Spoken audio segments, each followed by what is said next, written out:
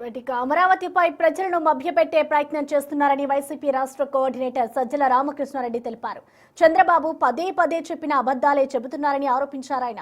ప్రజలపై భారం లేని గ్రోత్ ఇంజిన్ కావాలన్నది జగన్ ప్రతిపాదన అన్నారు.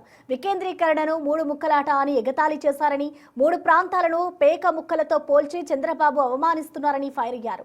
తన దోపిడీ అవినీతి కోసమే అమరావతిని రాజధానిగా చంద్రబాబు ఎంపిక చేసుకున్నారని అన్నారు. ఎన్ని కాంట్రాక్టులు అయితే అంత డబ్బు సంపాదించవచ్చన్నది చంద్రబాబు ఆలోచన అన్నారు. చంద్రబాబు చెప్తున్న దానికి జగన్ చెప్తున్న దానికి మధ్య వ్యత్యాసాన్ని నిజాలపై ప్రజలు ఆలోచన చేయాలన్నారు సజ్జల. జగన్ చెప్పిన దాంట్లో వాస్తవికతను కనిపిస్తోందని, చంద్రబాబు ప్రణాళికతో అసలు రాజధాని వస్తుందా అని ప్రశ్నించారు.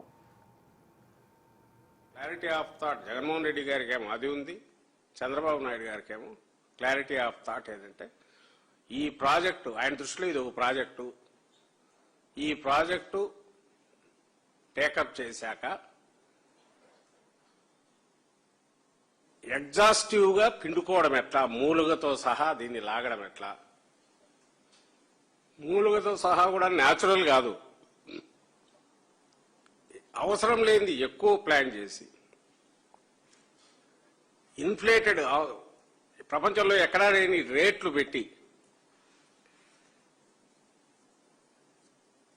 దానికి ఏదో ఒక అందమైన పేర్లు పెట్టి ఎవరికో కట్టబెట్టి తద్వారా వచ్చే దీన్ని నిరంతరం ఒక 6 hours పవర్ ఇంజన్ పెట్టి మోటార్ ఇంజన్ పెట్టి లాగితే నీళ్ళు ఎట్లా కొడతాండొచ్చు, పర్మనెంట్ కొట్టుకోవడం ఎట్లా, తన గజ దొంగల ముఠ. ఇది ఆయన ప్లాన్. ఆ clarity of thought Chandrababu Naidu గారికి ఉంది కాబట్టి 2014లో వచ్చిన దగ్గర ఆయన వైజాగ్ అనుకోలే, పోనీ విజయవాడ ఈ పక్కన అనుకోలే, హైవే అనుకోని నూజివీడు దగ్గర అక్కడ అనుకోలే, ఇటు ఇబ్రహీంపట్నం అటు పోలే. వెతికి ఆ మాయాబజార్ లాగా సరిగా వేసి అటు ఎటు కానీ ఒక పచ్చటి అద్భుతమైన అన్ని రకాల పంటలు ఇస్తూ అక్కడ కౌలుకు తీసుకున్న అంటే వ్యవసాయ కూలీలు వాళ్ళు మేస్త్రి పని చేసుకుంటూ కౌలుకు తీసుకున్న వాళ్ళకే సంవత్సరానికి 3-4 లక్షల ఆదాయం వచ్చేంత రెవెన్యూ క్రియేట్ చేసిన ల్యాండ్